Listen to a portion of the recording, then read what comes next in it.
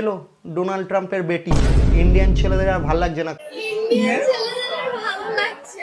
কারণ ইন্ডিয়ান ছেলেরা হেগে জল ইউজ করে আর ইনি টিস্যু দিয়ে মুছে না। এতই নেই, সব মেয়েরা কোরিয়ান কোরিয়ান করে খুব লাফাতো, বিটিএস বিটিএস করে খুব লাফাতো, কিন্তু কোরিয়ানদের কোনোভাবেই কোনো রকম নাগাল না পাওয়ায় আর কোরিয়ানরা এদের মুখে পেচ্ছাপ করে দিয়ে চলে যাওয়ার ফলে এখন এরা আফগানি ছেলেদের পিছনে পড়ছে। ইন্ডিয়ান ছেলেরা যারা যারা বাজে কমেন্ট করবে তাদের জন্য কি বলতে চাইছো? তাদের জন্য বলবো আপনারা ইনসিকিউর না হয়ে আপনাদের নিজেকে একটু বেটার বানান। ভাই কলকাতার কোন ছেলে এই তিনটা মেয়ের জন্য কখনো ইনসিকিউর হবে না, ট্রাস্ট মি।